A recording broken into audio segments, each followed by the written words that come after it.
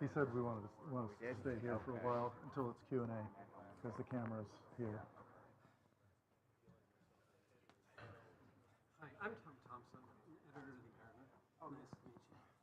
Can I ask the three of you to give me a few seconds to take a couple photos of the three of you after the talk? I want to keep following the story through the next few issues. So, yeah.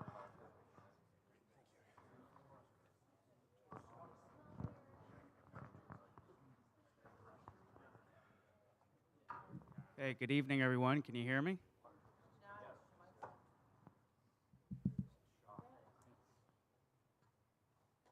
You get right up to it. All right, good evening. Thank you for coming. My name is Captain Alex Peacock. I am the newest and most recent captain of the Bowdoin, and honored to be here. And those of you in the back, just remain standing. I know it's a full room tonight. And those of you online, thank you for joining remotely. I think this is a global situation here. We got people from all over tuning in, so that's really great. That helps get the word out. We want to create a following. We want to create the excitement. This is a 10-year plan we're working on returning to the Arctic. So it starts now. This is a great way to kick it off. We have two excellent speakers tonight to share their story that's in recent years falls into the Maine Maritime umbrella with her history of Bowdoin. So it's all pretty recent and now looking forward, so it's very exciting. Our plan, though, is next summer, 2024, we're going to be returning to Greenland, the Arctic, via Greenland in hopes across the Arctic Circle and maybe beat Captain Rappaport's furthest north record. We'll see. It's a bit ambitious, but I think we can do it. And it's something to shoot for, but our goal is to let the experience serve our students and everybody who's sailing aboard. That's the goal. Now, as far as the students are concerned, I know you have a lot of questions about who gets to go, when can we sign up, how can we sign up. Well, very soon we will be announcing that process. There will be an application. November 1st is our goal to post the flyers, and that flyer will lead you to a link to the sign-up page. And basically, you will be responsible for filling out an application. There will be an essay attached to that, and you will upload all your documents, and we will see the applicants come in, and then we will start the process of reviewing. Our goal is March 1st, we will have that finalized, and then we will carry on with our plan and incorporating the students into the transition of becoming crew aboard the Bowdoin, and that's going to kick it off. So I think what we'll do is we're going to have the opportunity to ask questions at the end, and also we'll take some time to answer questions for those folks that are joining remotely. They'll be probably typing in, and we'll have to reiterate the question just so everybody is on the same page. And but without further ado, again, my name is Captain Alex Peacock, captain of the Bowdoin, and I'm about to introduce two legacy captains, Captain Andy Chase and Captain Rappaport. Andy, you brought the vessel up to the Arctic in '91, and Elliot, you were on board for that, correct? I was. Yep, yeah. And then you took her up as captain in '94. Slow learner. And then Rick Miller in 2008. So 16 years later, we'll be taking her back north. But please give a warm welcome and a round of applause for Captain Chase and Rappaport. You want to go first? Is that microphone working? I don't know if are you guys hearing me through this one? Probably, yes, okay. All right, welcome, thanks for coming. This is at least as exciting for us as it is for you guys, because we've been waiting for this for a long time, since 2007 when Captain Miller took her up. A lot of hurdles to surmount, had to get the Bowdoin rebuilt and outfitted and ready, and thank goodness we found Captain Peacock to fill the bill, and it's just been great to watch everything evolve. Captain McLean is here somewhere. He got the boat into immaculate condition, first-class condition over the years that he ran her, and is a key part of where she is now. Back to the beginning at MMA, which, by the way, is there's an interesting tidbit there that Maine Maritime Academy has now owned the boat longer than Captain McMillan did. She came to MMA in 1988, the fall of '88.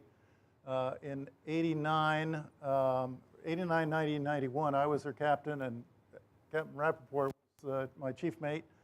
And we sailed that first summer around the Maine coast, and pretty much nobody knew where we were at any given time. There was about 7 students on board, and pretty close to being our private yacht that summer. But it was getting used to the boat, learning the boat. It was a lot of fundraising visits that summer. A big capital campaign was on at the time. So it was all up and down the Maine coast, but we wanted to do an offshore trip to get a feel for that and, sort of test drive, sort of sea trials, if you would, for the boat, for us. So we just went to Halifax and back, and were just exceedingly impressed. We knew that we needed to do some work on the boat because she needed a new galley and some new accommodation down below. Elliot did all that work over that winter. We nearly broke him, but managed to survive it. And so in 1990, actually in the fall of '89, I approached the president at the time, Ken Curtis, and said, I think we could get to Labrador and back within the time frame, the summer time frame. And he just said, yeah, go for it. And so we did. We went up to Nain, Labrador and back. And the two of us, captain and mate, a bunch of students on board, a full boat. And it was amazing. It was really amazing because it had only been 30-something, about 30 years, plus a little maybe, since Macmillan had been there.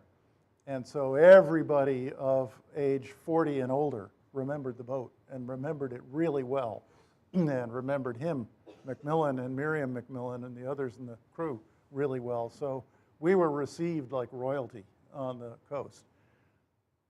Came back from that in the fall, and I think Elliot and I were sitting in the aft cabin maybe shortly before we got back or maybe after we got back, and we're kind of looking over charts and saying, God, I think we could make it to the Arctic Circle and back in the same time frame, or in the time frame that we had. Again, I brought it up to Ken Curtis. He said, yeah, go for it. And so we did in '91. And again, it was amazing. It was mind-blowing. There are entries in my journal where I say, I just can't believe I can't believe it won't be downhill from here. And then the next entry was, oh my God, it's even more amazing. So the same thing happened. Everybody up there remembered us. People came out of, well, you'll see some pictures. Anyway, it was really extraordinary. So on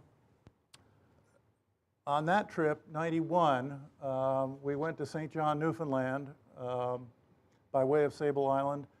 And we got lucky and were able to land there.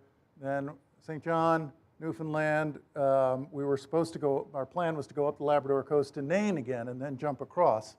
And we'll come to I'm going to orient you geographically in a minute, but as we got to St. John, Newfoundland, it became apparent, we were told, that it was the heaviest ice year on record at the time. And the entire coast of Labrador was still iced in, and there was no getting in there at all. But the currents being what they are, the west coast of Greenland was ice-free. The current comes down, the East Greenland current comes down, turns the corner and goes back up the West Greenland coast and brings warm water up with it. So that coastline is often ice-free.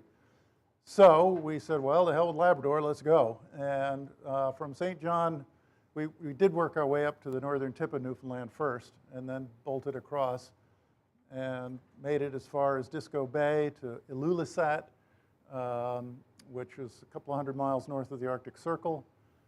We made it across the 70th parallel, built a cairn just about on the 70th parallel at our farthest north, which was just a few hours running time north of Ilulissat. So I'm just going to show a couple of images here to orient you. Let's go ahead. The red line, the yellow line there is the Arctic Circle. The red line is how far we got north. That's the 70th parallel. And so if you look at the coast of Greenland, you'll see where it intersects the west coast of Greenland there. That's Ilulissat. But the reason I put that circle up there is when you look around, and this hit me when we were there, you look around the Earth at 70 north, and there's not much of the dry land north of 70 degrees north. You are farther north than most of civilization, certainly.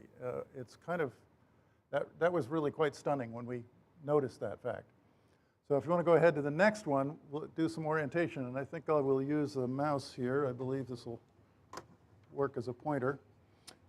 So just to get you oriented to the places we're going to be talking about, I think you've heard of this place, Castine, over to Halifax, Brador Lakes here in Cape Breton Island, St. John, Newfoundland here, up the Labrador coast, several spots that I haven't got specifically identified here, but actually I think I do when I get to the next slide.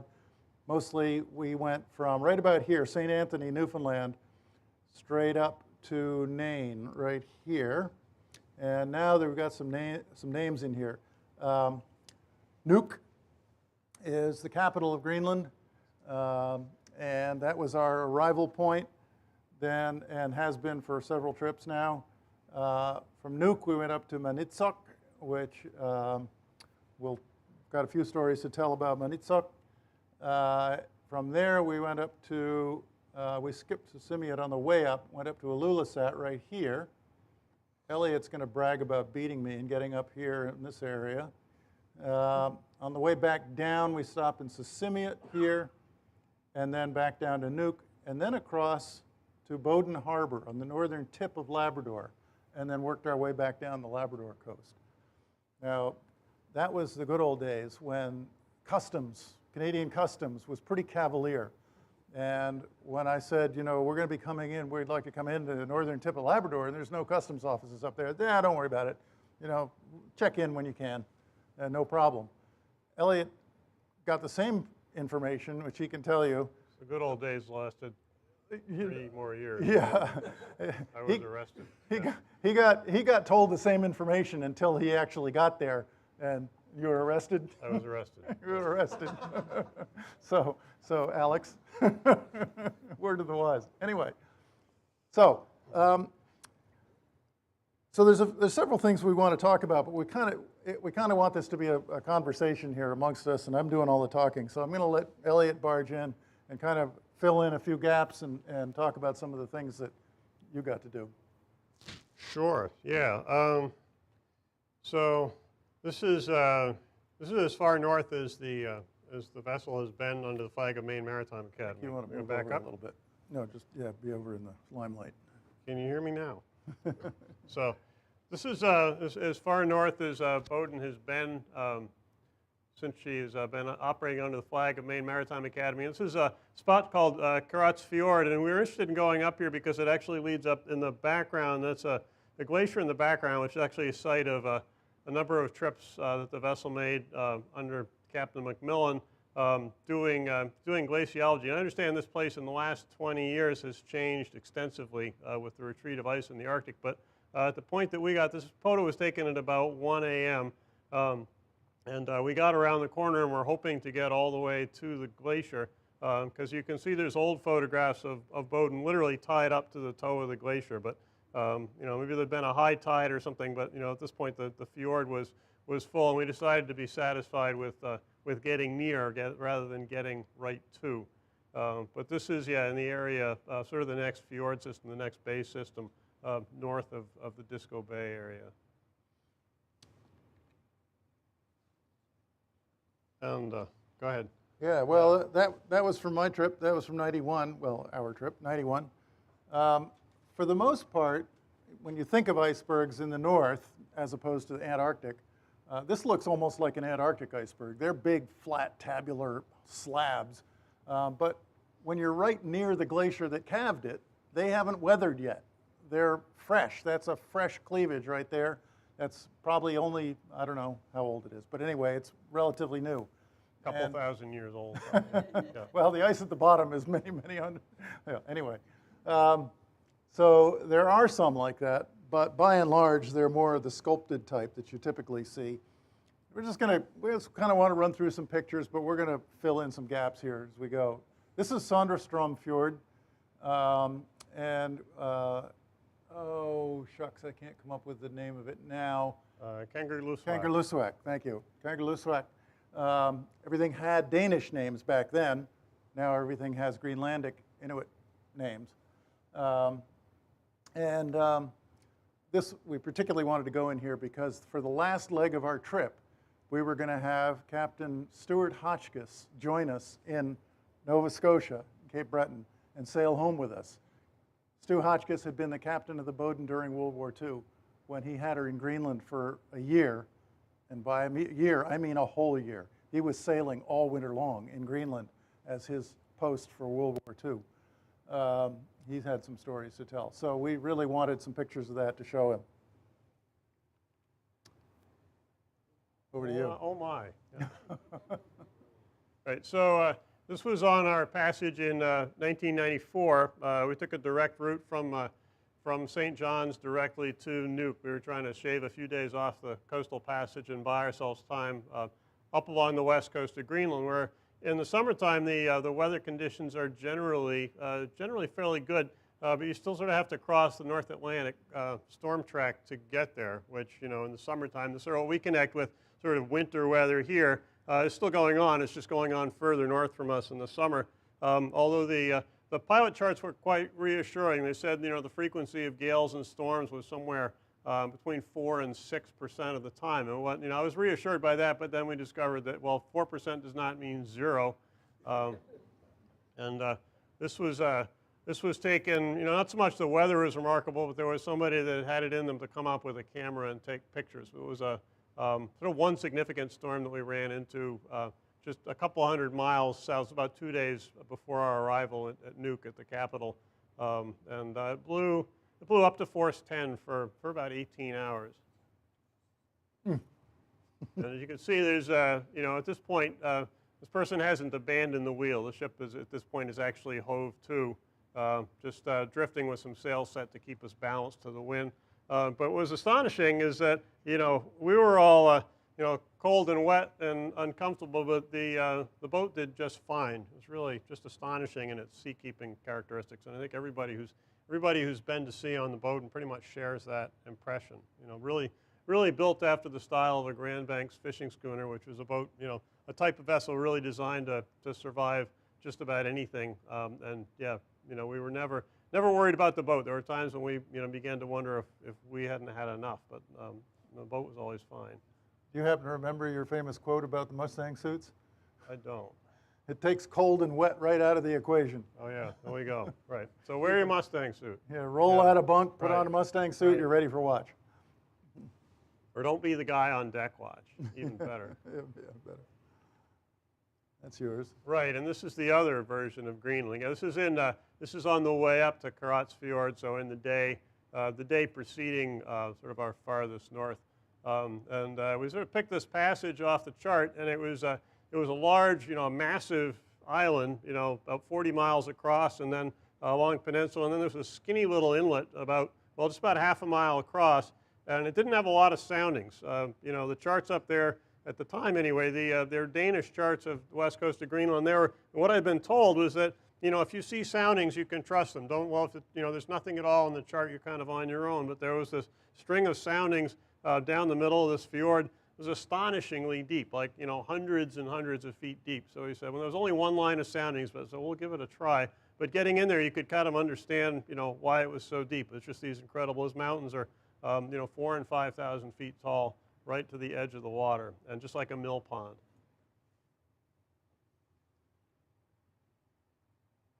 Also yours. Also mine.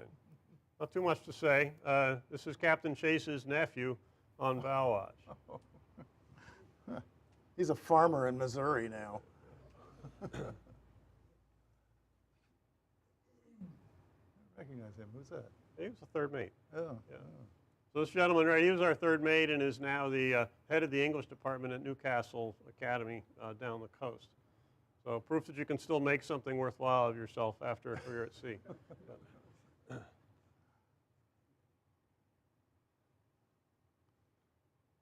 Chief mate.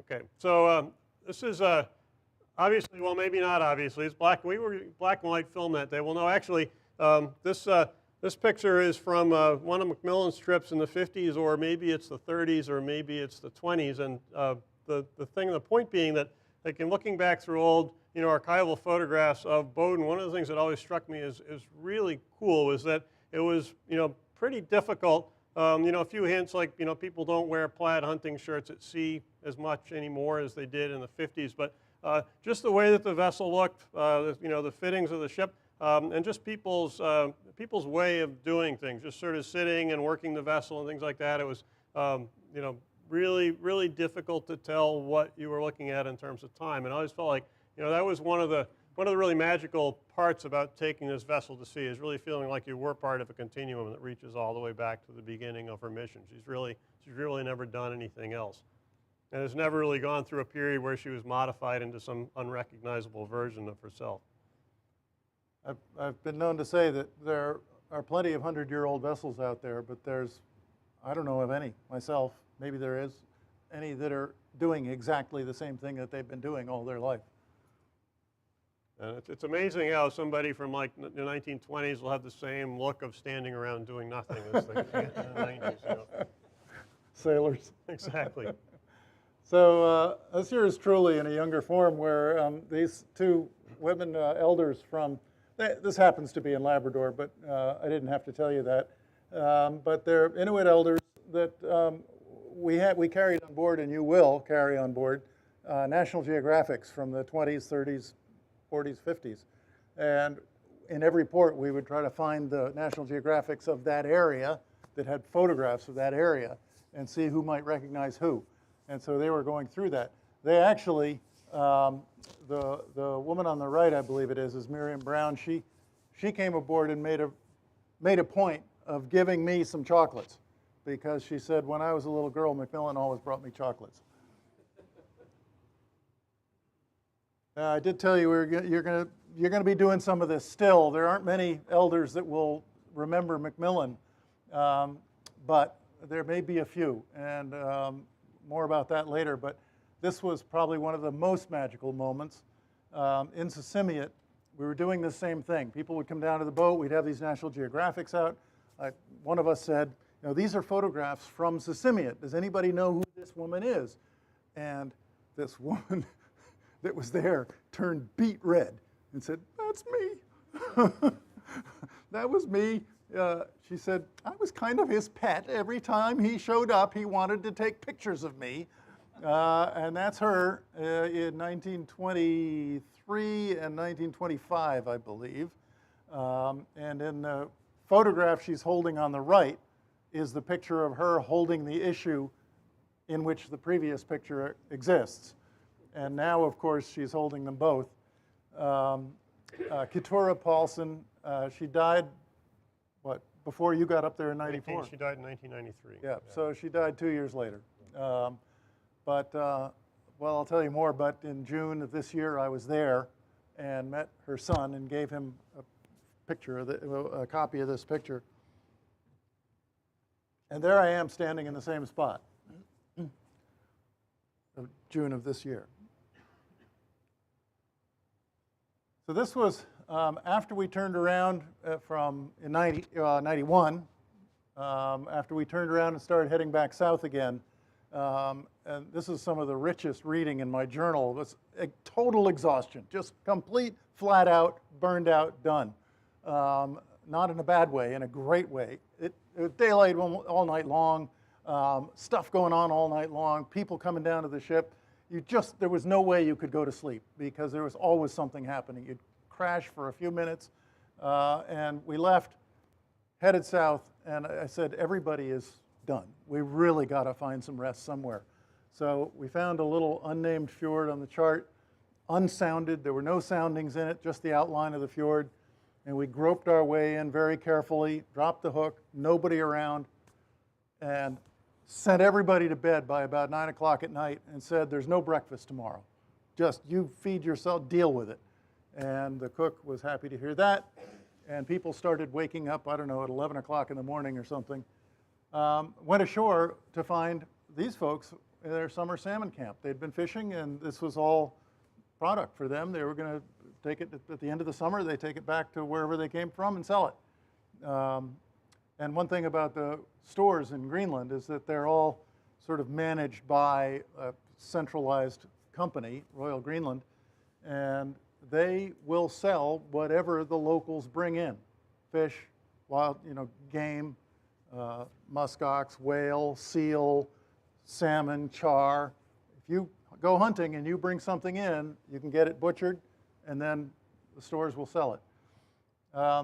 Anyway, not a word of English here, but a lot of smiling and gesticulating, and actually our second mate, Zach, had a fly rod with him, and he went up in there and actually caught a small salmon and just gave it to them. They thought that was pretty cool.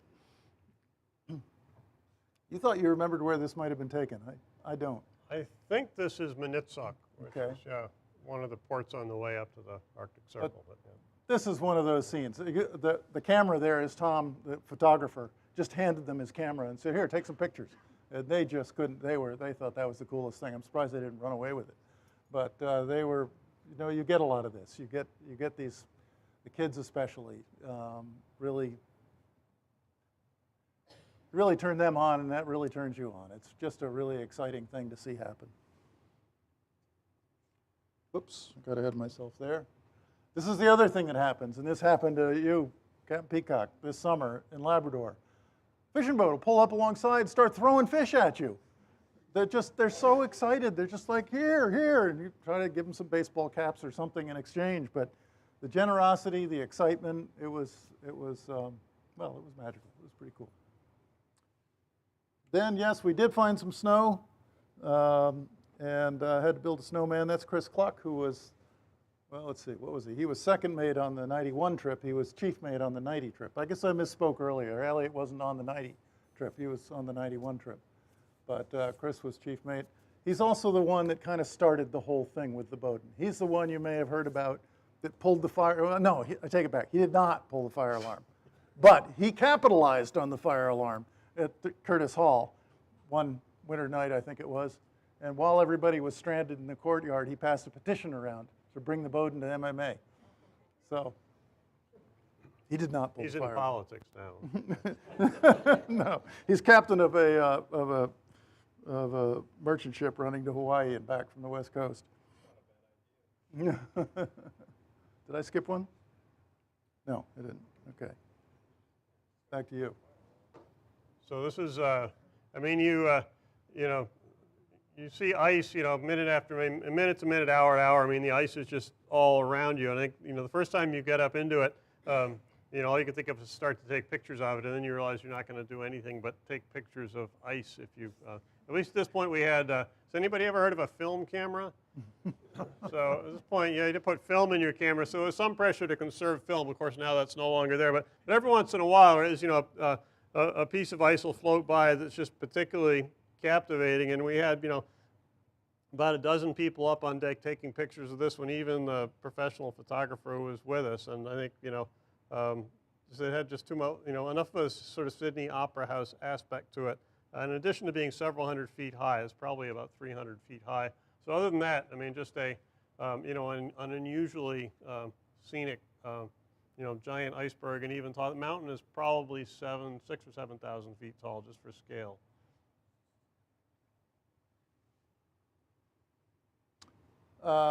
This was another interesting twist. So the first harbor that we stopped in after we turned south, I guess this would have been the night before we crashed, into sleep, not into a mountain. But we stopped in this little town. Actually, when we were in Ilulissat, they said, please stop in Claushaven on your way down. It's now called Iluliak, I think. Please stop there because they're celebrating their something or other, jubileum. And so we did. I think population was 35, if I remember correctly, and probably 100 dogs or more. So we stopped there. Again, amongst the entire town, I doubt there was more than a couple of dozen words of English. There was one school teacher who spoke a little English. It turned out he had grown up in northern Greenland and was on the Bowdoin in northern Greenland when he was a little child and remembered it very vaguely, but remembered it. But anyway, I just love that picture. You can see, just sort of captivating. But the interesting twist is in June of this year when I was in Ilulissat, I was commenting to somebody that the food is incredible up there. They really take gourmet cooking very seriously up there. They have a cooking school and people are really into it. And somebody said to me, yeah, you should see Iluliak. They've got a 3-star Michelin restaurant there. The population is still 35, but there's some destination camp, lodge, hunting, snowmobiling, heli skiing lodge or something there with a 3-star Michelin chef, Greenlandic chef there. The food up there is actually exceptional. Lots and lots and lots of fish. Muskox is common, reindeer is common, whale is common, etc. But there's fish of every northern variety. This didn't happen in Greenland. This happened in Labrador.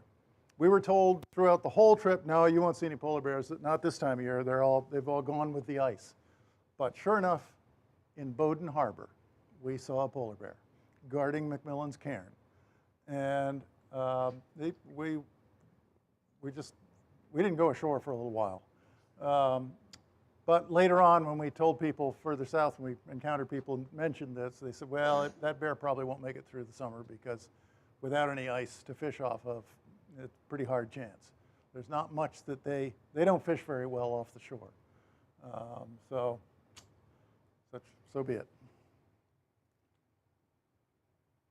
Nice scene. I don't know, that could have been in Ilulissat, it could have been in Klaushaven, I don't remember exactly, but that's not an atypical scene. Those are the Komatiks, they're sleds for sledging, for mushing, laid up for the summer. Their dogs would be staked out on an outcrop somewhere, far enough away from the house that the deafening din of a couple of hundred dogs doesn't keep you awake all night, but you can still hear it. Ilulissat at the time had a population of 4,000 people and 4,500 dogs. Yeah, I guess we'll keep going through these, and then we'll talk about some of the other pieces we've got here. From this point forward, I think, these are all pictures I took in June of this year. Maine Maritime Academy saw fit to send me back up there for this reason, because it appeared, and we got this kind of from Rick Miller's trip. Captain Miller did this trip in 2007, I think. And his comments were that there weren't many people left that remembered the boat that well. And they didn't really know he was coming. So when he arrived, it was like, oh, there's a schooner. What's that? And it was kind of a little ho-hum. I mean, they still had an incredible trip. But they didn't get that magic, that reception that we got on our trips, because we were arriving when people were completely enamored of the Bowdoin and knew it and knew all about it. So I went up there for 2 weeks with a goal to let them know that the Bowdoin existed, what her history was, and that she's coming. And we hope that you will engage, because our gang wants to engage with you. And we think that it would be much more exciting for everybody to have a real rapport. So I flew from Boston to Iceland to Nuuk, and this is a picture of the old town in Nuuk. It's not quite the city of Nuuk, population about 15,000 people now, the largest population center in Greenland. The rest of it is not as charming as this. It's a little bit gritty. It's very gritty right now because they're doing a massive building project. They want to double the population of Nuuk. Not sure where those people will come from. In fact, there's some concern that they're going to bring or try to get people to come out of the outports and back to Nuuk and concentrate their population there. But on every city block, there was not a skyscraper, but a tall building being built. So there was a lot of construction happening. But this is the old town, and it's still quite magnificent. There you can begin to see the juxtaposition of the two, the old town in front and all the big buildings in back, and there are more of those buildings going up. You can even see a few cranes out there. They're also doubling the size of the runway at the airport. Huge projects going on. To double the size of the airport, they're taking down one mountain and using it to fill in a valley. Incredible scale of work. This is the statue of Hans Egede, one of the original Danish settlers up there, looking out over the harbor. He's sort of the centerpiece of the old town. And this is the place you're going to be looking for everywhere you go, the seaman's home, Sjømannshjemmet. So Danish is their two languages up there are Danish or Greenlandic, and Greenlandic is a version of Inuit. But Seamen's Homes, this is attached to and part of a hotel chain called Soma, which is the first 4 letters of that word. And these are built for seamen because they have a huge fishing fleet there, a very, very extensive fishing fleet. And they've built a lot of infrastructure for the fishermen and other mariners that arrive. So, of course, a lot of their goods have to come by sea, so there's a lot of shipping coming in and out. So you want to look for one of those and go up there, and there's showers, there's laundry, you can just hang out. That's the dining room all across those windows there, and you don't have to order food. You can just go in there and get Wi-Fi and kick back and relax. It's very welcoming, and they're happy to have you, and they'll do whatever they can for you. That's right up at the head of the dock in Nuuk, but there's one of them most everywhere. I got really lucky, but I flew from Nuuk up to Sisimiut to Ilulissat, back from Ilulissat back to Manitsoq, and then back to Nuuk. So the first couple of flights, these are hops on small turbojets, turboprop planes. The first several were cloudy, overcast, you couldn't see anything. It was snowing, sleeting, and raining every day I was there for the first 8 days. But then it cleared. And my last 2 flights, these hops, were spectacularly beautiful. And this is one of them. And I took this picture just because it was beautiful, but found out later this is the fjord they call Eternity Fjord. And this is where all the cruise ships go. This is where all the tours go. This is one of their sort of prize fjords. And you might want to go, unless you want to just go find your own fjord somewhere. It's just stunning. Sisimiut, nowadays taken from the museum looking down to the harbor. Sisimiut, a much more low-key town than Nuuk, obviously, and busy little harbor there with fishing boats coming and going like crazy. These are the old fishing boats parked at the museum permanently.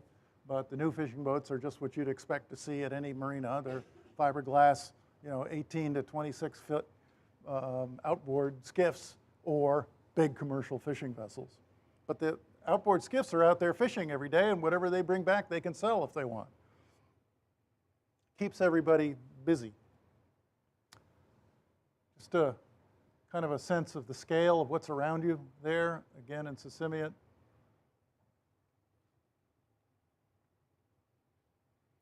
Ilulissat, looking down over the harbor, and the pier that you see there, that pier right here, somewhere there is where you would be docked. There's an inner harbor through a narrow opening. It goes in here, you'll see in a second, but this is out through to the outside here. And you can see ice if you can see it. I think, you can tell that's all ice out there. This building here, KNI. KNI is the big retailer that basically is the retailer in Greenland.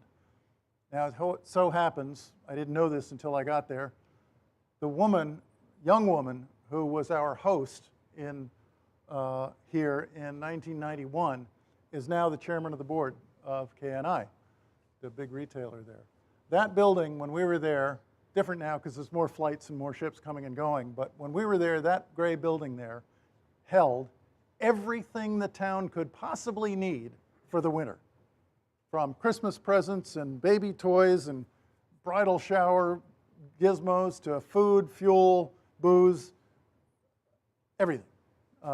We needed a new outboard.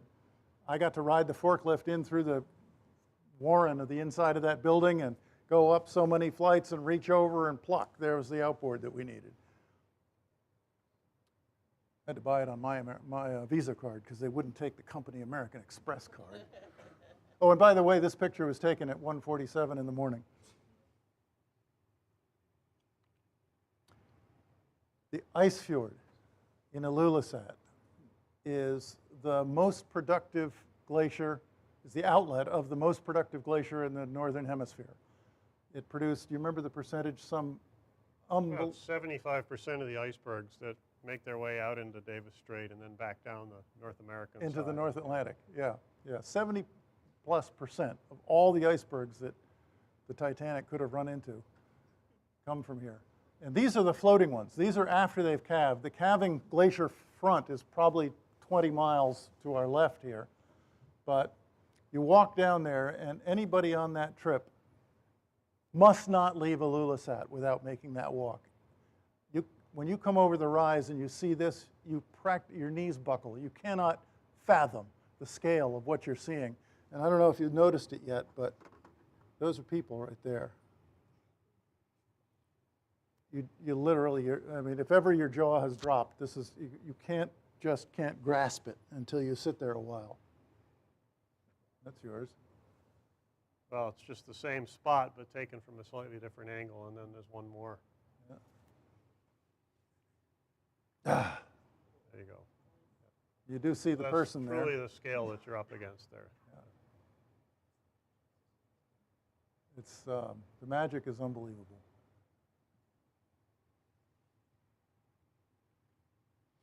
This was really cool. This was a Sunday in Ilulissat, but it was a communion Sunday.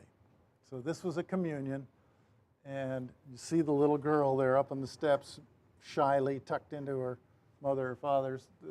These outfits are still being made and still being worn for special occasions like this. That outfit that that little girl's wearing has to be made by her mother, and it takes 2 years to make one.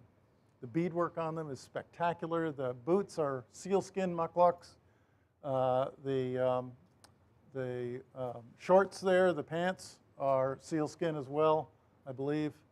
The shirt, I think, is cloth maybe, and then the bead collar is just phenomenal. And the guys, all they get is a white shirt. That's their dress. Not to outdo the women, I guess.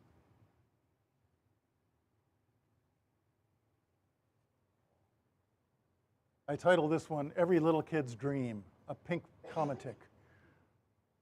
Just stacked up, waiting for the snow, which, by the way, about a week ago, they got 10 inches of snow, and it's in the teens to the mid-20s right now. Those dogs are unemployed all summer long. Most of them don't really get to do anything all summer long, which, of course, isn't very long. But when those first snowfalls come down, those dogs start going bananas. They finally get to go to work.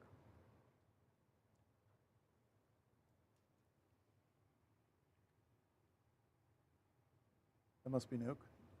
Or no, It's that a little a set? simian. It's a simian. Yeah, it's the dock. It's a Yeah. simian. Oh, yeah, okay.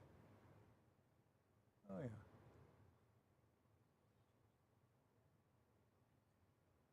Yeah, everywhere you look, the scale of everything is quite stunning. That's the inner harbor in Ilulissat. Everybody's got a boat. Fellow told me that everybody's got a boat, and everybody's got a camp, and everybody's got a snowmobile. And every weekend they're at one or the other. They're either out on their boats, out on their snowmobiles, maybe mushing if they have a sled dog team, although those aren't as common as they used to be, but there are still quite a few of them. Or they're out at their camp, or all of the above.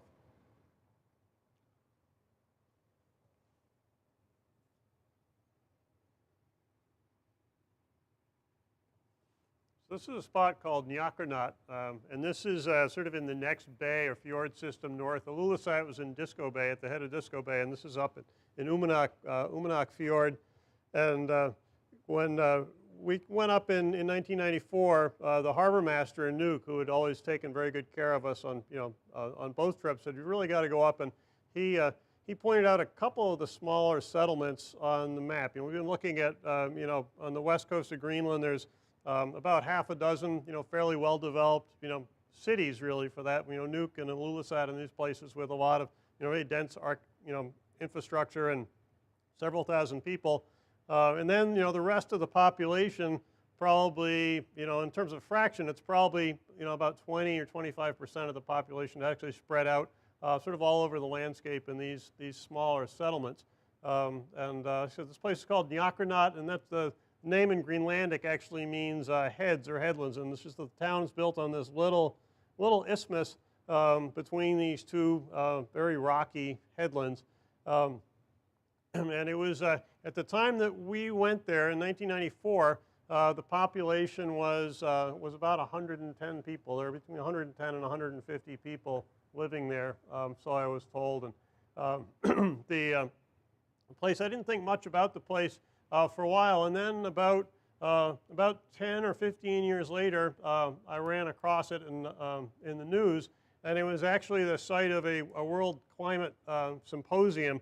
Was held in this little town, and it was just to sort of bring focus to the fact that you know, the poles are the parts of the globe that are being affected the most rapidly by climate change, and you know, whereas the terrain is vast and, you know, there's a lot of elevation, you know, a lot of the population here is coastal and living at very, very low elevations. In some ways, really not too different from the populations like in the tropical Pacific that are living at, you know, 5 or 6 feet above sea level, and you know, Nyakanot was one of these places. As you can see, even here in 1994, you know, how little dry ground this place had. And you know, when I was preparing for this evening, I kind of went back and I was curious about how many people are there now. And actually, the population 2020, there were 35 people still living in Nyakanot. So the settlement, and it seems to reflect a general trend in the smaller settlements. There was actually a significant event in this bay about 5 years ago. A settlement of similar size on the other side of the bay was actually overrun by a tsunami. It was the result of collapsing terrain. You know, as the glaciers retreated, a lot of the landscape that was being pretty much held aloft by the glaciers broke down into the bay, and they figured that the wave, its initial height was about 100 feet, but by the time it came ashore, it was more on the order of you know, between 20 and 25 feet high, but still enough to do significant damage. So it sounds like you know, this particular spot was saved from damage, but sort of its sister settlement on the other side of the bay was more or less destroyed and is now abandoned. So, you know, kind of a little bit of reality for the far-flung settlements, and kind of a, you know, something else you'll see as you get there.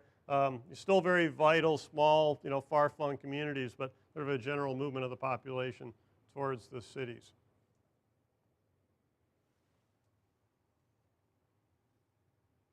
Another picture from June.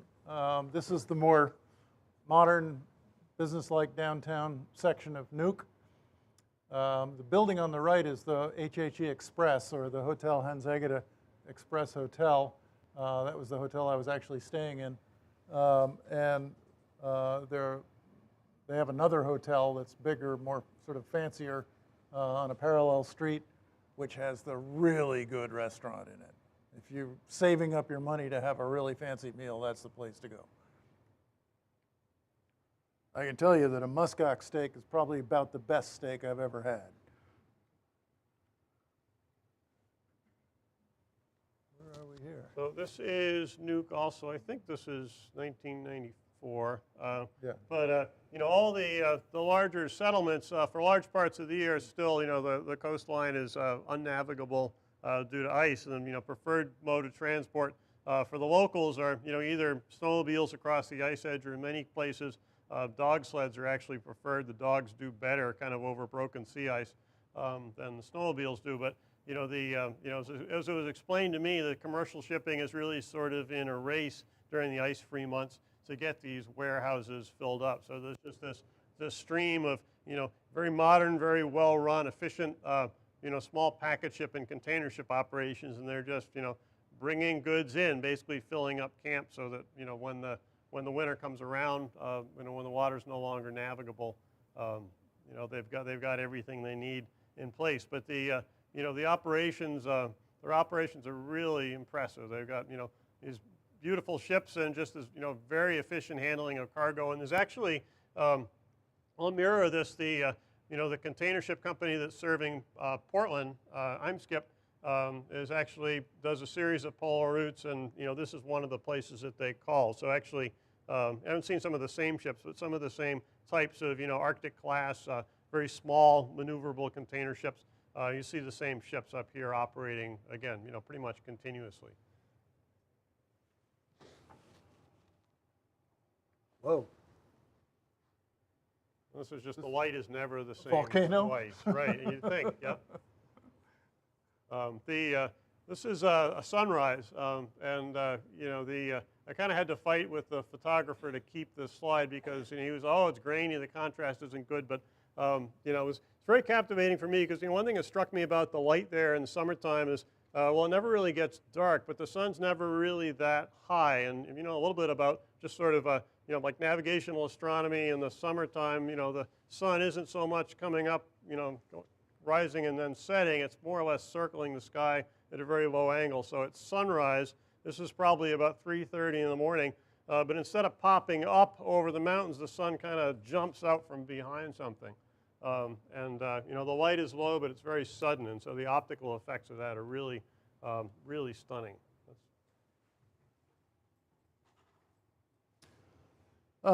So I'm just going to leave some interesting picture up here.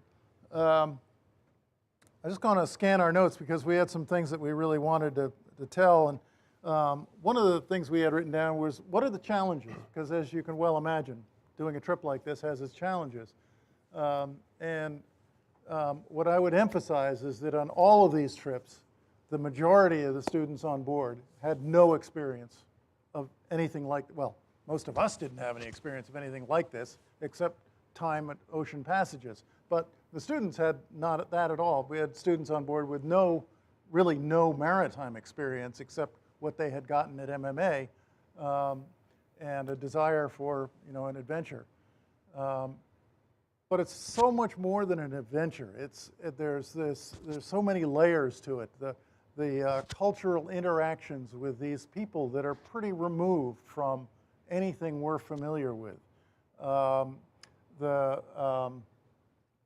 Obviously, there's challenges in the weather. Yeah, it's cold. The sea temperature up there in the middle of summer is probably going to be from the high 30s to the low 40s, which means whenever there isn't a weather system dictating the weather, the air will be high 30s to low 40s. It's cold, and when it starts to rain, that cold can get to you. Hence the Mustang suits. Those really do keep you warm. You need very little under a Mustang suit. A suit of long underwear, and you put that Mustang suit on, and you're good to go. But hats, gloves, mittens, good boots, all those things are important. The sense of being somewhere that not many people have gone yet. People are starting to go there, but you would still be there on the cusp of that. It's easy to say, oh, we were there 30 years ago. It's not the same anymore. But you will be telling that to somebody 30 years from now. And I don't know, there's just a magic to it. I got from several people this summer, more than one person this summer, who told me when people come, of course, people usually come from Denmark to take a job in Greenland. They think, oh, that sounds exciting. Let's go to someplace far away and remote and take a job as whatever. Those people will arrive, and they'll make it 2 weeks to a month, and then they'll either turn around and go home, or they are hooked for life and never want to leave, or at least they want to stay for a long time. There's plenty of grit, there's plenty of dirt, there's plenty of trash lying around.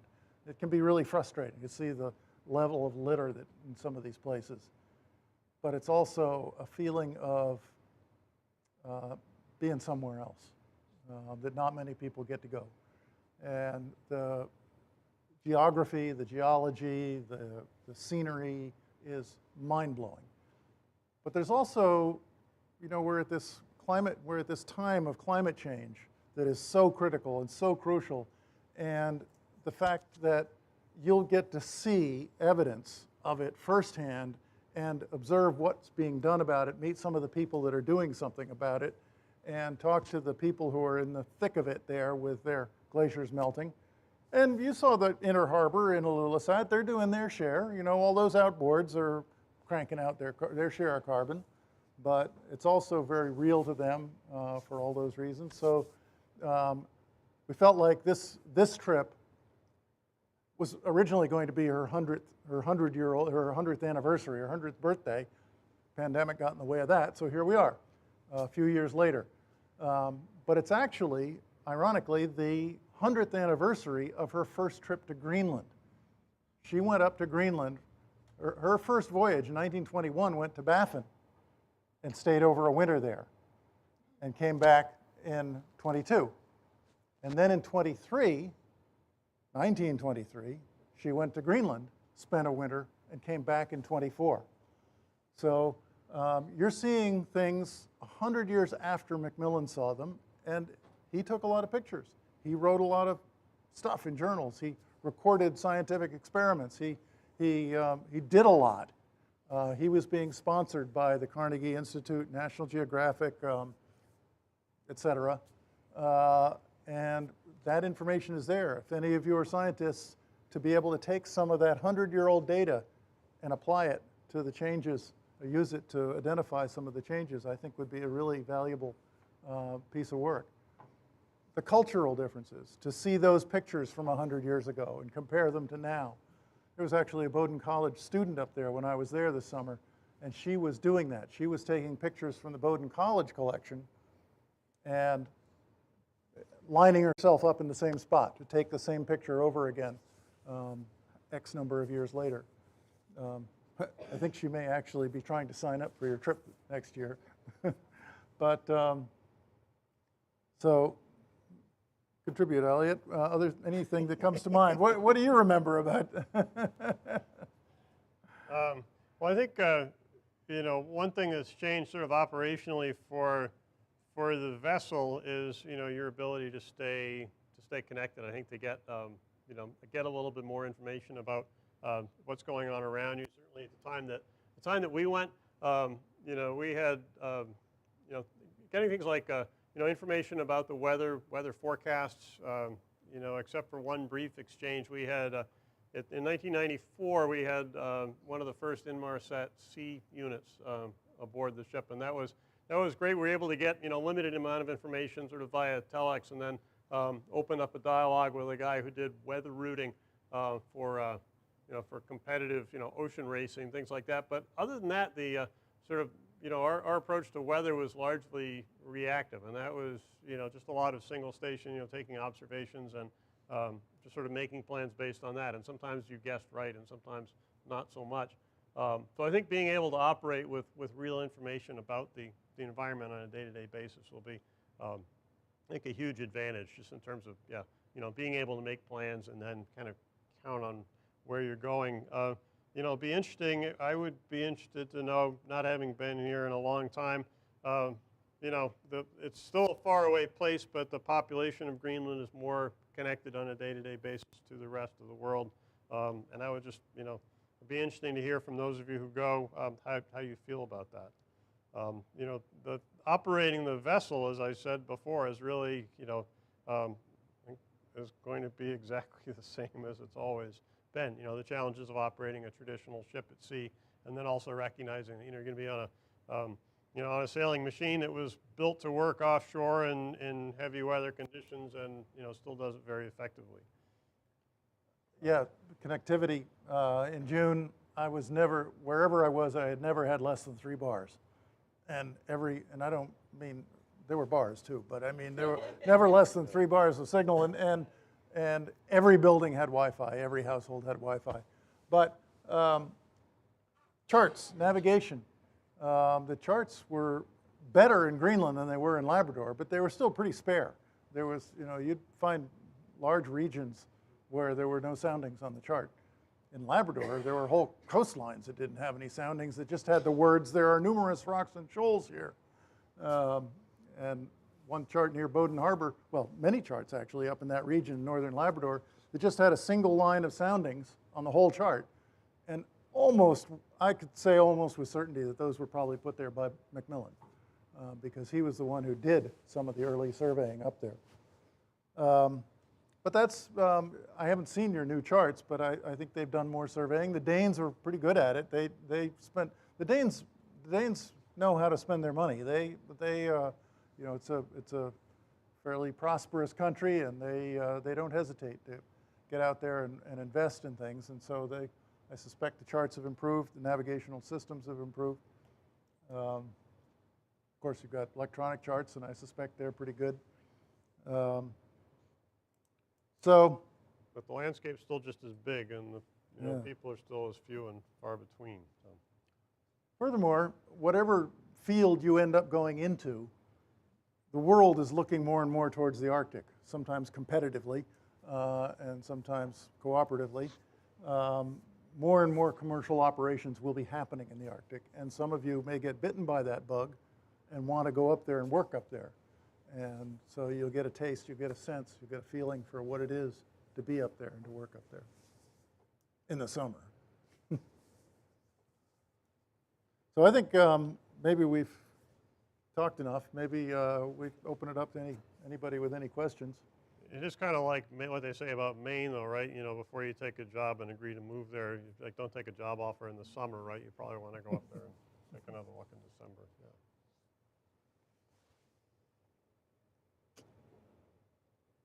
Yes. Sorry, if we could, just for the folks watching online, Yeah, yeah. if we could walk a microphone around. Sure.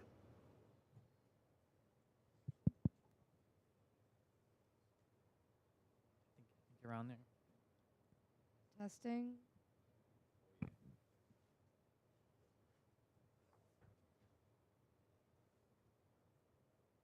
Hello? There you Okay. go. Hello. My name is Nora Spratt. I'm a local, and I will be going to MMA soon. But Put my that question- microphone right up to your mouth. Thank you. Is this better? Okay. Yep, that's it. My question is, for the expedition that will be going out soon, how long will that be, and like what kind of preparations are needed before you can go? Alex, do you want to take that one? I have no idea.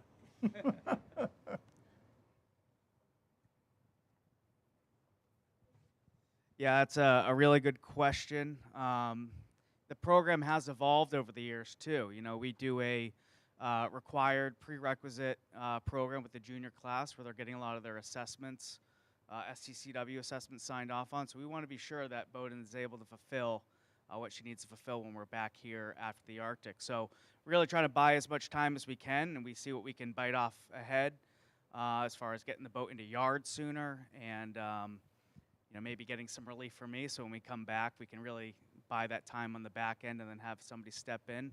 But we would like to do it in about 60 days. You know, we plan at 4 knots. It's, you know, round trip. It's going to be just under 5,000 nautical miles.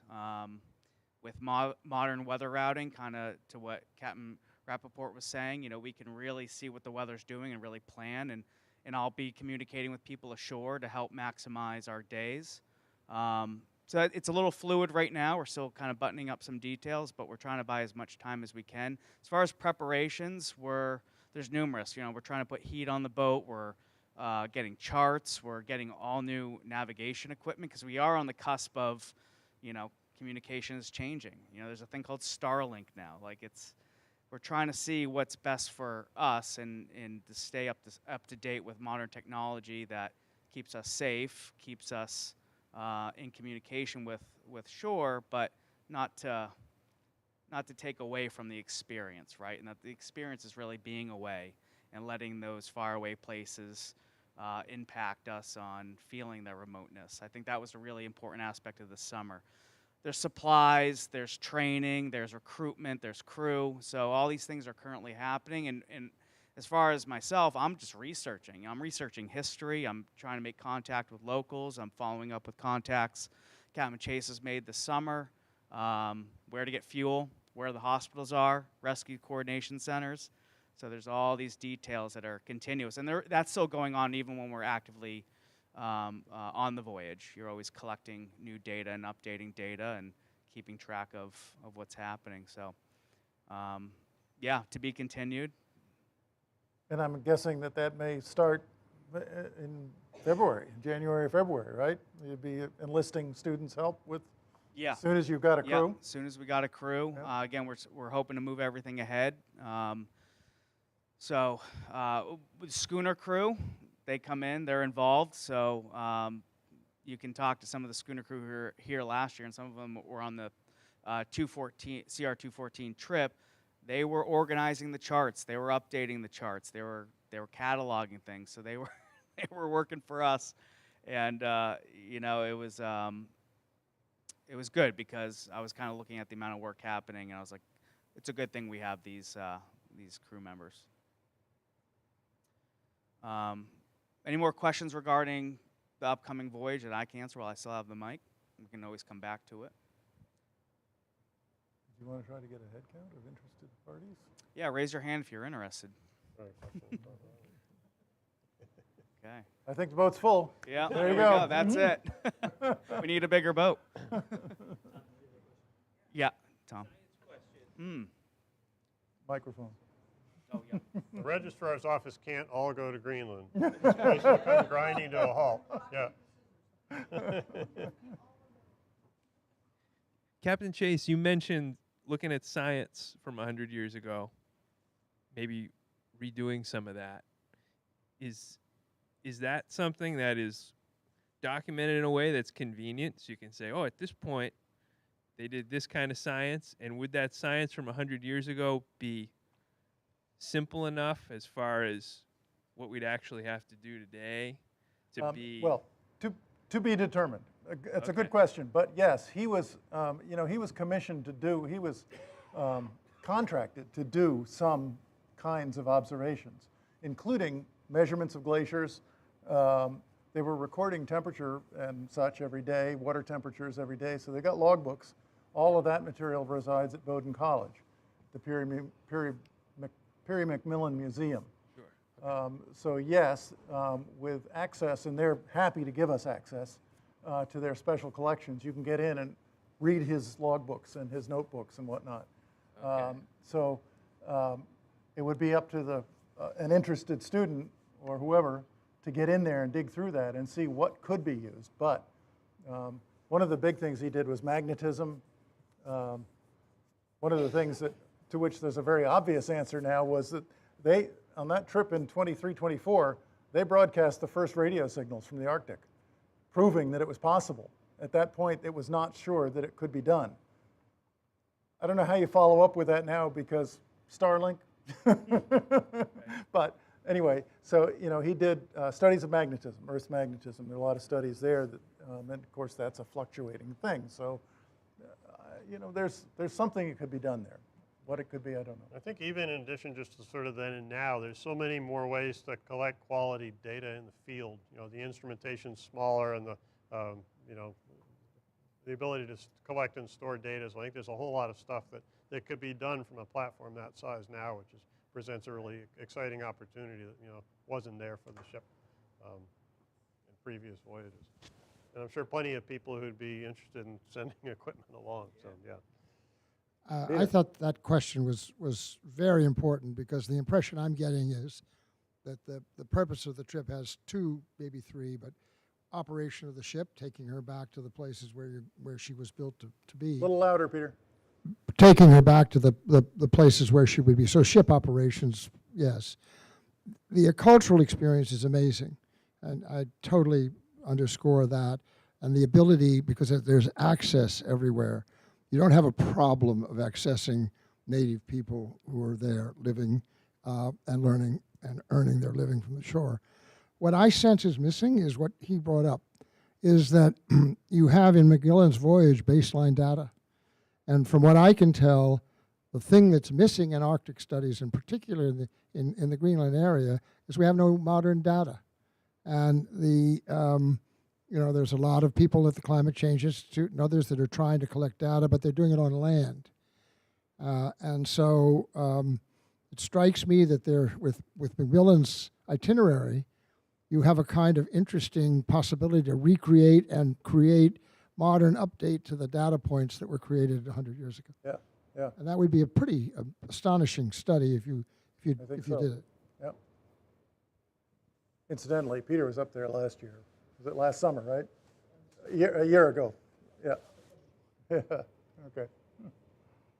Yeah, and just to comment on that a little more, we're in the collections department. There's not a lot we can do as far as scientific experiments when we're underway.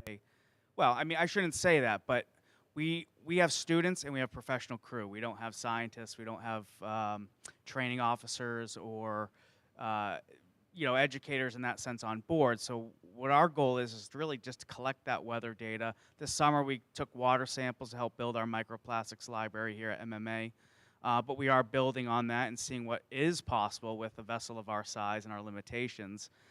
Even communicating with the NOAA Buoy Center, they have an Arctic aspect to that where they deploy, kind of like they deploy the balloons, they deploy these sacrificial buoys that are measuring current, water temperature, certain things like that. So I think that we have the ability to deploy some of those in the places we're going, that some of the research vessels don't really go, and but collections, and giving a student the opportunity to really take on that that role is, I think, another awesome aspect we have.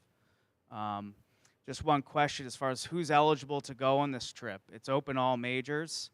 It will be open to all majors. Anybody can go, so depending on your co-op situation, we are trying to make it so if you have been on a 214 cruise before, there's still opportunity, right? We're trying to make this available. There is the application process.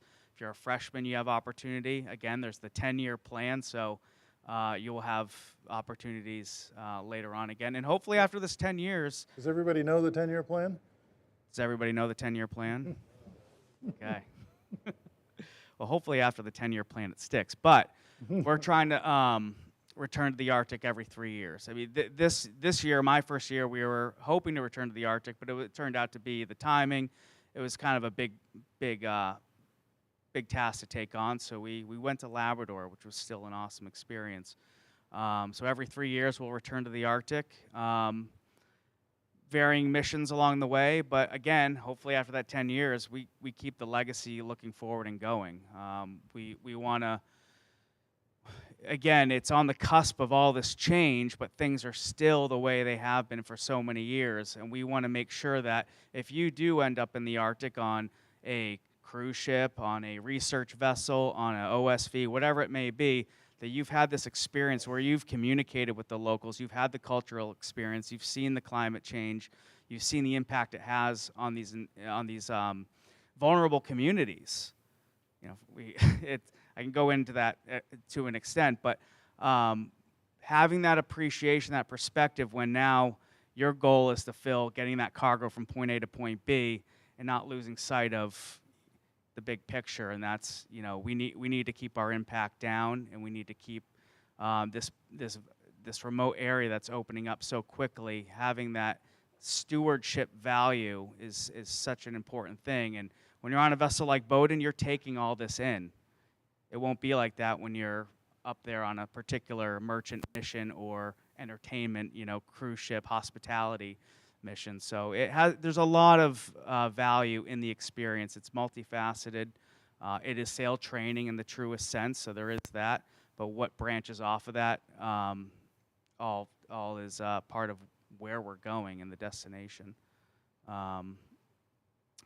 So you can all be a part of it, and you can all help in one way or another. And there's a lot to do, and there's a lot to look forward to, and there's a lot of research and development around Bowdoin going to the Arctic to happen as well. One more thing, part of what you were talking about, part of what Peter was talking about, that made me remember. When I was getting ready to go to Greenland in June, starting in April, I sent out, I think, a dozen emails to anybody I could find on Facebook, on official websites and whatnot, to people in the political side of things, museum directors, educators, the tourism board, all these different places. I sent out, I think it was a dozen emails. I didn't get any responses. About a month or so later, I sent the exact same emails again saying, I'm not sure if you got my email, I'm just letting you know, what the Bowdoin is. I'm coming up there to talk to people and try to, explain, blah, blah, blah. I got 2 responses back. So when I stepped off the plane in Nuuk, I was like, ooh, I just got to figure out which door to go knock on up here. Well, let me tell you, that all ended right there. As soon as you're on the ground there, I have never met a friendlier group of people in my life. Everybody that I met that I could communicate with, without any Danish or Greenlandic, people were incredibly welcoming, warm, interested, excited by the story of the Bowdoin. I had the book with me, the Virginia Thorndike book that I was showing the pictures of and whatnot. And from the mayor of Sisimiut to the chairman of the board of KNI to the museum director in Ilulissat to the director of the Marine School in Nuuk, all of them are really interested in this. And they're all looking forward to this visit. So you're going to get another royal reception when you get up there, and you will have that ability to connect one-on-one with people. You arrive there on a cruise ship with 1,000 of your favorite people, you're not going to get that. You're not going to, they're going to shy away from you. I had the experience of seeing a couple of hundred people get off of one of the launches, all wearing the same red jackets with a tour leader in front of them, and people just kind of like getting out of the way and kind of disappearing, except for the people that had been hired to show them something. There was a real sort of disconnect there. But when you show up in something like the Bowdoin with the story that goes with her, and they know you're coming, and they do now, you're going to get a really personal connection up there, which is kind of gives me goosebumps of jealousy. So. Yeah, and that was on a smaller scale, my experience this summer, doing all the outreach. I couldn't get a hold of anybody. I was calling government officials. I was calling stores, anybody I could get a contact for in the Labrador area. Finally, I was able to break through. I found a Facebook page. It was private. It was basically a local news sharing blog, and they let me in. They accepted me, and I told the story. And I think 2 people were kind of communicating with me, but it wasn't really going too far. But then when we got there, completely different story. People saw the boat coming, or they got word, and they were there at the dock. Children, locals, fishermen. And then all of a sudden comes a 12-pound box of crab coming flying across the rail, and we had to accept. But yeah, just the human interaction was something we don't really get on a day-to-day basis when everything's so busy and everything's going on in this world we live in this constant feed of information. It's still it was a refreshing experience just having those one-on-one interactions and getting the locals aboard the vessel. Actually, one cool thing was we were in St. Mary's Harbor getting fuel, which is just 12 miles west of Battle Harbor, which is right at the corner when you start coming up the east coast of Labrador. There was a 91-year-old man there, and he, denim jacket, denim pants, little hat on. He remembered Bowdoin being at that exact same spot where we were docked, but she was gray. World War II. So he remembered when Hotchkiss had her there in St. Mary's, it was hard to understand him. We actually had somebody who was helping us out. He was kind of in and out of the conversation, translating it as he passed through and when he could. But we got enough to know that he remembered the boat. He was there to see the boat, and he made the point of coming down. And we got his picture, of course. And that's a little tag of history that we can kind of leapfrog off of. And you had a guy holding a Bowdoin T-shirt. And we had a guy, that was in Red Bay, old Basque whaling village. And I think you gave him that shirt. I got a picture of us giving it to him. Yeah. But you pull up to a dock. Yeah, can we stay here? Sure. Yeah. It's like first come, first serve. A lot of remote places, they keep the docks in pretty good shape just to have safe havens for the fishing vessels. But we were just well received everywhere we went, and that was a really great thing. Even in St. John's, which is a pretty busy spot, kind of like Halifax. So that carried on. Any more questions? Yeah.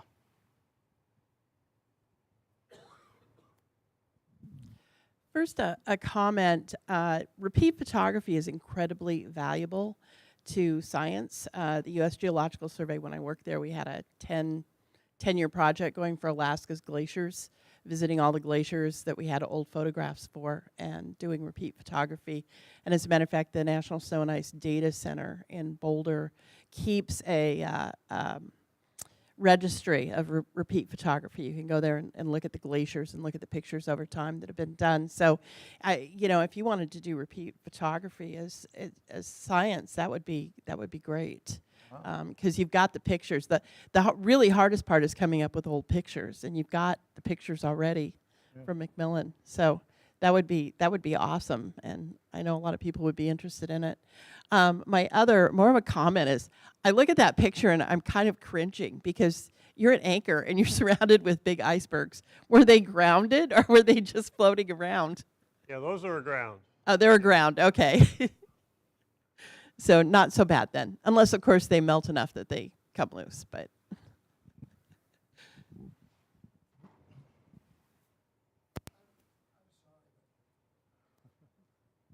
I'm an irrepressible salesman, and I have no vested interest in MMA at all. But I will tell you that any student that doesn't apply for this trip is an idiot. Because this is a unique life experience. This isn't just a training exercise. This is a life experience. It will be unforgettable, and it will shape the rest of your career for all time.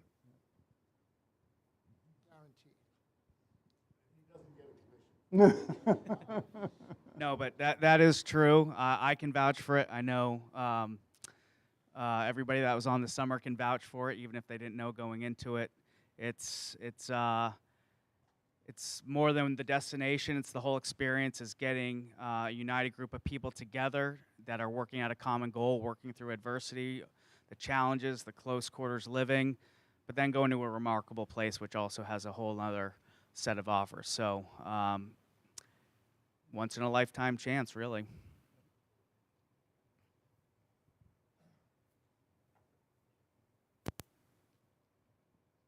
So how do we apply for this? Stay tuned. Very soon, you'll see a flyer. I actually meant to bring a mock-up flyer, but we got busy. There'll be flyers around. There'll be a QR code, and it'll bring you right to the web page and give you the process. But that's going to happen November 1st.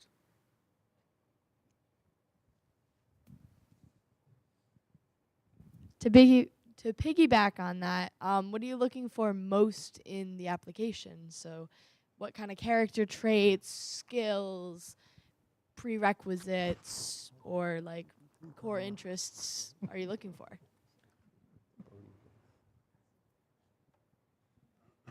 We're looking for good shipmates. No prerequisites, no skill sets needed. We want you to acquire skill sets. We want you to enhance on skill sets you already have, transferable skills, all those great things. But a true eagerness, and we're going to find that out in the essay. So that's part of the process. Because I wish we could take everybody who had just a slight curiosity of going, but we can't. We're limited. And we want to make sure that we have people that have a vested interest and are curious. I'll chime in a little bit there because it is important to be realistic. And uncomfortable, yeah. You got to be prepared to be uncomfortable. It's cold, it's crowded. You're living together in close quarters with who knows who, and yet there is you know how that works. There's a bond that develops when you do something like this together as a group that is amazing. And so you've got to be ready and willing to, work hard and play hard and really eagerness, I would say, is probably the most important factor. And an understanding of, that's kind of why we wanted to point out, yes, it's cold. Yes, it can be rough. Yes, everybody, I got seasick on every trip I ever made, okay? People get seasick. And you just gotta be ready for that and say, well, there it is. I can deal with it, and got to get on with it. But don't shy away from it. If you've got an adventurous attitude, that's what's important. You want to learn, you want to do, you want to be there. Go for it. Don't bring your harmonica unless you already know how to play it.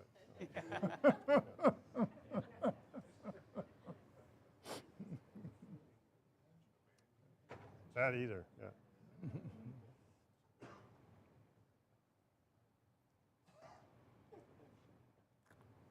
Right? Okay. Right. Thank you, Captain Peacock. Well, thank you, Camp Chase, Camp Rappaport. That was great, and this gives us kind of a launch point, and we'll be following up. So Let me give a little shout out to our viewers in Wellington, New Zealand. yeah, Hey, Dan, Jeremy. yeah, very cool. Say.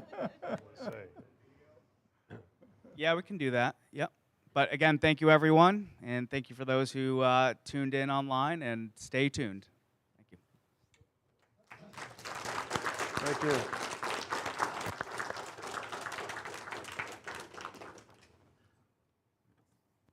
All right. Take these off.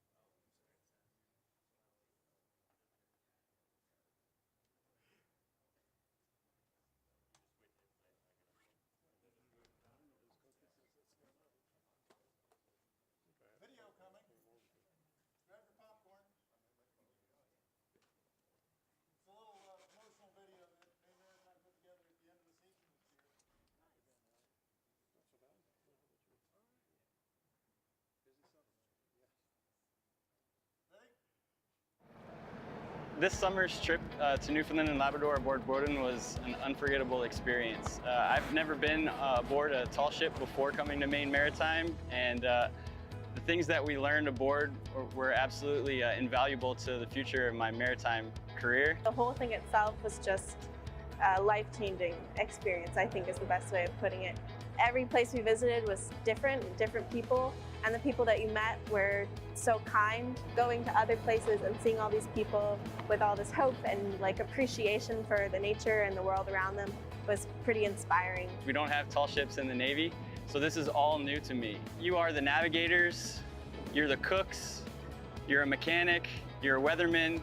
All these things come together and everybody gets to do a little bit of everything. So you become a really well-rounded sailor. Confidence in our crew and in the captain was just so high, and it was felt in any situation where there was any, risk or danger, just felt really comfortable. The part of this trip that made me the most proud was a bunch of strangers coming together and watching our progression and watching our growth throughout the 6 weeks was really awe-inspiring.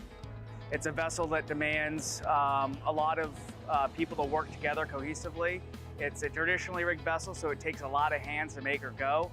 So you're really honing in on the attention to detail, situational awareness, all the fundamentals that we say traditional ships offer, and that's why they make good mariners. On top of that, she has an extensive legacy in Arctic exploration that started in 1921 under Donald B. McMillan. This boat is 102 years old, and the technology on it has worked for hundreds of years. And so you're learning how to sail from the roots of sailing itself. And so you learn each of the lines and what it does, and you're learning how the ship all works together. And it's, in my opinion, a bit more beautiful than the more modern boats, simply because you see everything as it happens. And if you move a rope maybe 2 inches or a line 2 inches, something is going to change and the boat might go faster or smoother, and you can hear it and feel it in the way the boat sails. So any voyage on board a traditionally rigged vessel like Bowdoin is always an adventure. Going to the Arctic really magnified that aspect. I mean, you're reading about it in books, you're seeing footage, we're seeing pictures of Andy Chase, Rick Miller, Elliot Rappaport's past voyages. It's like, yeah, that's pretty intense. I think a lot of the value that comes in sailing a ship like this up north comes with the history of the boat and what the boat has done before, but also taking that history, learning from it, and establishing a new pathway through Maine Maritime Academy. And in terms of the places that we visited, I'd never been there before and I want to go back. So I think that says something. Until you're up close to that deep blue iceberg that's 10 times the size above the water, below the water. Until you're right next to that, it doesn't set in. I wonder how many hundreds of other students have done this.